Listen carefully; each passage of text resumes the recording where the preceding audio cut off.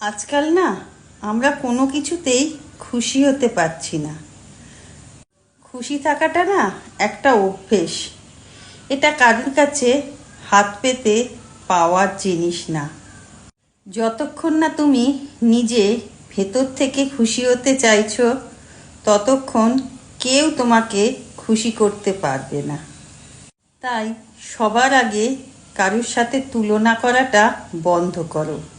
কোন বন্ধু কত দামের গয়না কিনছে, কোন বন্ধু ইউরোপে ঘুরতে যাচ্ছে, কোন আত্মীয় কত দামের গয়না কিনছে, এসব ভাবাটা না বন্ধ করো। আর তার সাথে বন্ধ করো আমি কেন পারছি না। আরে বাবা, সময় একদিন সবারই আসবে, আজ আর কাল। কিন্তু তোমার তো সে ধৈর্যটা নেই। তোমার সব কিছু এখনই চাই।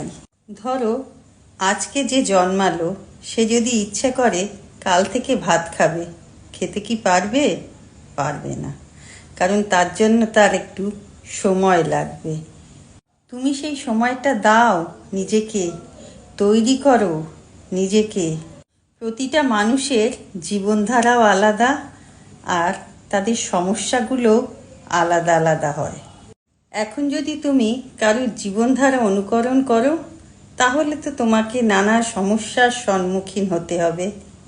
ধরো পুজোতে তুমি একটা 10,000 টাকা দামের শাড়ি কিনলে, কিন্তু তোমার ক্ষমতা একটা 5,000 টাকা দামের শাড়ি পরার। তখন তুমি কি করবে? ধার করে শাড়িটা কিনবে স্ট্যান্ডার্ডটা বজায় রাখার জন্যে। কিন্তু তার ফলে তোমার কি হবে? ঋণের বোঝা তোমার মাথায় চেপে গেল এবং সেই চিন্তা তোমায় কুরে কুরে খাবে। এরপরেও জীবনে আরও অনেক সমস্যা আছে।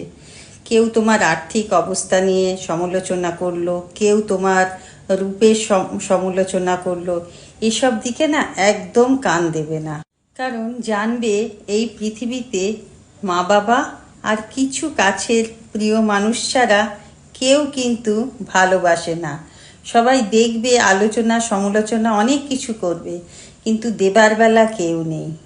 এসব নিয়ে না ভেবে বরং মনের মধ্যে জেদ আনো, সবাই যদি পারে আমি কেন পারবো না।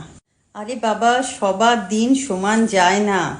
সংসারে আপস অ্যান্ড ডাউনস থাকবেই। সবাই মুখ থুবড়ে পড়ে, আবার উঠে দাঁড়ায়। সুতরাং নিজেকে এমন একটা মানুষ তৈরি করো যা দেখে তোমার শত্রুরা জ্বলে, আর মনে মনে প্রতিজ্ঞা করো, আই ক্যান ডু ইট।